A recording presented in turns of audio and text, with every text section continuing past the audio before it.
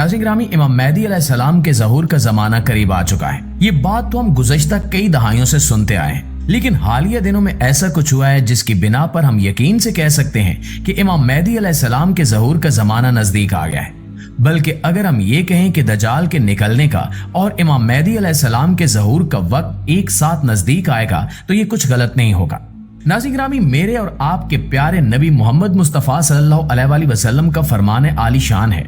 कि जब दज्जाल का खरूज होगा तो तब इंतजार करना कि जब खिरासान से काले झंडे निकलें और वो मशरिक की तरफ जाएं तो तुम इंतजार करना कि मेरी औलाद में से एक शख्स जिसका नाम मेरे नाम पे मोहम्मद होगा, उसे अल्लाह रब्बुल इज़्ज़त लोगों के दरमियान में मुमताज कर देगा और वो खिरासान के उन लश्करों की क़यादत करेगा और दज्जाल से जंग करेगा। और दज्जाल से पहली जंग के वक्त हजरत ईसा अलैहिस्सलाम आसमान से दोबारा नाजिल होंगे। नाज़रीन, इस हदीस की मुख्तसर तशरीहात में कहा जाता है कि ये हदीस इमाम मेहदी अलैहिस्सलाम के बारे में है, जिनका असल नाम मोहम्मद होगा और इनके बाप का नाम भी अब्दुल्ला और माँ का नाम आमना होगा, और वो भी उस वक्त 40 बरस के होंगे और खाना काबा के तवाफ में मसरूफ होंगे। जब उलमा कराम की एक जमात जिन पे अल्लाह रब्बुल इज़्ज़त ने अपना खास फजल किया होगा वो उन्हें पहचान लेगी और उनके हाथ पे बैत करेगी, और यूं हजरत मेहदी अलैहिस्सलाम का ज़हूर होगा और इससे चंद दिन कबल ही खिरासान से काले झंडे निकलेंगे जो दज्जाल का मुकाबला करने के लिए होंगे। इस हदीस से दो बातों की सिरात होती है कि हजरत मेहदी अलैहिस्सलाम का ज़हूर दज्जाल के खरूज के बाद होगा, यानी दज्जाल के ज़ाहिर होने से कुछ अरसे बाद, जब दज्जाल पूरी दुनिया पर अपना कब्जा जमा चुका होगा सिवाय मदीना और मक्का के, और वो अपनी फौजें लेकर शाम के दारुल हुकूमत दमिश्क में पड़ाव करेगा। उस वक्त इमाम मेहदी अलैहिस्सलाम इन खिरासानी लश्करों को, जिनके झंडों का रंग काला होगा, इनकी क़यादत करेंगे और जंग की सुबह फजर के वक्त हजरत ईसा अलैहिस्सलाम दमिश्क की जामे मस्जिद के मशरकी मीनार पे आसमान से फरिश्तों के कंधों पे टेक लगाए हुए नाजिल होंगे। नाज़रीन, हमने इस बारे में बहुत तफसील से पढ़ रखा है, लेकिन ऐसा कौन सा मामला हुआ कि जिसकी बिना पर हम ये कहने में हक बजानिब हैं कि अब खिरासान से काले झंडे निकलने का वक्त नजदीक आ गया है। सबसे पहले हम ये जानते हैं कि खिरासान किस इलाके का नाम है। मौजूदा खिरासान मुल्क ईरान का एक सूबा है और खिरासान का ये एक इलाका अफगानिस्तान में भी शामिल है, यानी पुराने जमाने का वो खिरासान जिसके बारे में नबी अकरम सल्लल्लाहु अलैहि वसल्लम ने पेशगोई फरमाई, वो दरअसल एक ही इलाका था, लेकिन मौजूदा जुग्राफियाई हदबंदियों के बाद से वो इलाका दो हिस्सों में तकसीम होकर दो मुल्कों के तसर्रुफ में है, जिनमें ईरानी खिरासान और अफगानी खिरासान शामिल है। नाज़रीन, अब हम इस मामले की तरफ चलते हैं कि जो इस तरफ इशारा कर रहा है कि अनकरीब खिरासान से काले झंडों का एक लश्कर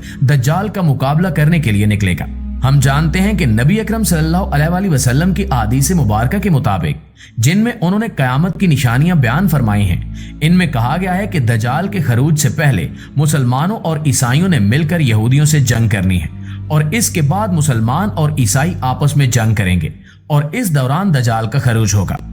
तो नाज़रीन, वो आखिरी जंग कौन सी है जो इस मामले को इस जंग तक लेके जाएगी जिसमें यहूदी एक तरफ और मुसलमान और ईसाई दूसरी तरफ होंगे। आप जानते हैं कि कुछ दिन कबल फलस्तीन की जानिब से इसराइल पर हमला हुआ और अब इसराइल पूरी ताकत से गजा पे बमबारी कर रहा है और इसमें इसका साथ दुनिया की कई हुकूमतें दे रही हैं। कल ही एक ऐसी खबर आई जिसने इस चीज के इम्कानात रोशन कर दिए हैं कि शायद अब ईसाई मुसलमानों के शाना बशाना यहूदियों के साथ लड़ेंगे। वो खबर है ईसाइयों के उस सबसे कदीम चर्च की जो फलस्तीन के इलाके में कायम है और जिसकी तारीख सन 425 ईस्वी तक जाती है। कल की खबर के मुताबिक ईसाइयों का वो चर्च इसराइली बमबारी के नतीजे में तबाह हो गया है। ये वही चर्च है जिसमें हजरत ईसा अलैहिस्सलाम का वो कपड़ा जिसमें इन्हें लपेटा गया था और वो पैदा हुए थे, और वो कपड़ा जिसमें ईसाइयों के अकीदे के मुताबिक हजरत ईसा अलैहिस्सलाम को सलीब देने के बाद रखा गया था, जिसपे इनका खून भी लगा हुआ है, और हजरत ईसा अलैहिस्सलाम का वो पंघूड़ा या झूला जिसमें इन्हें पैदाइश के बाद लिटाया गया था,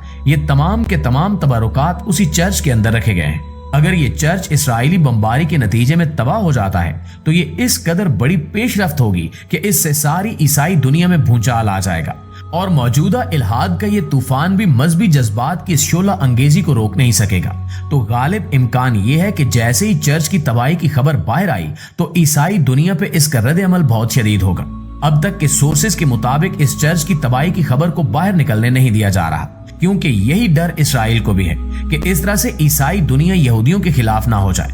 अलबत्ता इससे पहले ही पूरी की पूरी ईसाई दुनिया में फलस्तीनियों के हक में बेशुमार मुजाहरे हो रहे हैं और कई जगहों पर और खास तौर पर अमेरिका के दारुल हुकूमत वाशिंगटन में यहूदियों के हक में निकलने वाली एक रैली का टकराव फलस्तीन के हक में निकलने वाली एक रैली से हुआ, जहां पे शदीद हाथापाई और धींगा मुश्ती हुई और कई लोग जख्मी हुए।